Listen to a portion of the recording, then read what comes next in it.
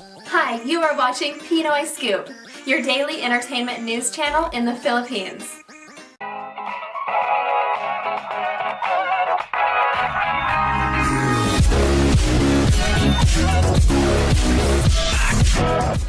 May plano na lumipat sa ABS-CBN.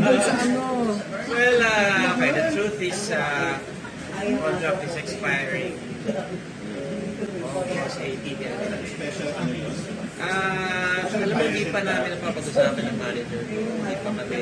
Pero andun ka sa desiderata at marami pa pang project ng ABS. Sabi ko, kudyat ba yun? You know, that's one thing, hindi naman. Kasi I also do a lot of things with GMA. And recently, lumabas ako sa ASAP for Ryan Gabriel, yung mga ganyan. And then sa GMA, lumalabas din ako. So, thankful naman ako sa network ko na hindi nila ako nire-restrict. Let's face it, wala naman din kaming programs ngayon. Diba? I only have happiness, nakalimutan ko yung pangalan. Happy Hour. Happy Hour. Diba, yun lang yung show namin. And wala kaming ibang content kung saan ako pwede. So naiintindihan naman nila yun na Ogie basically is a singer. Sir, may offer pa ba sa inyong Kapamilya Network? Sa totoo lang, wala na. Well, may mga naririnig ako, but hindi siya solid. So, I still have to talk to my manager about it. Saan ba tayo pupunta? Ako na yung focus ko. So, muna tapusin mong odds. Sana lang ako mag-isip dyan sa one by one. Patong-patong na nandito ako. Pero pwede. Pwede lumipat. May posibilidad po kasi. Anything's Huwag possible. magulat, huwag magulat. Yeah, anything's possible. I can even go back to GMA.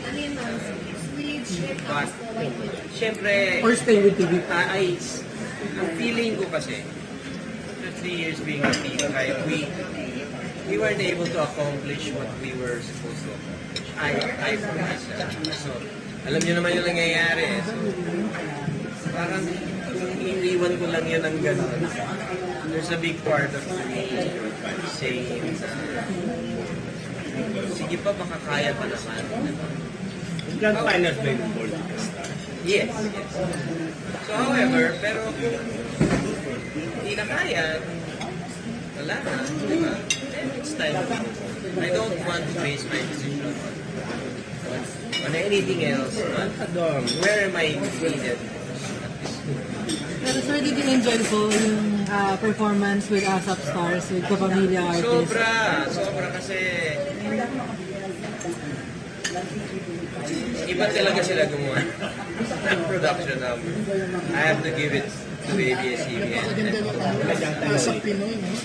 Talagang, I mean, when I was in, kasi galing ako New York, promote namin yung TV5, and I knew that ASAP was gonna have a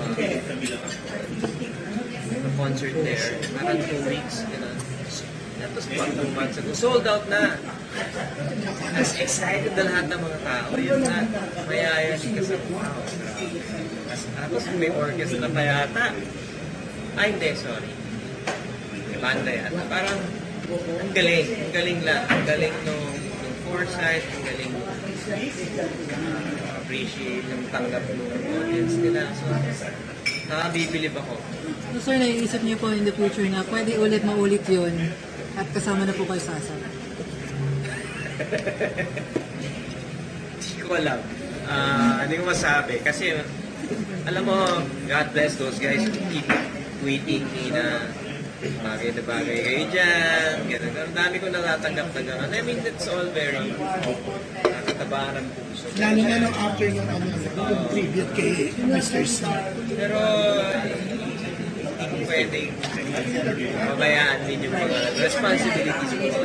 So, but it's very pleasant kasi napasama ka doon. So yeah, tulad yung kay Charo, pinayagan naman ng TV5 to do that, and then naisip pa ni Charo, sasama naman ako. Thank you for watching today's entertainment news here at Pinoy Scoop. Please don't forget to subscribe. Just click on the subscribe button below. Have a great day. Goodbye. Bye.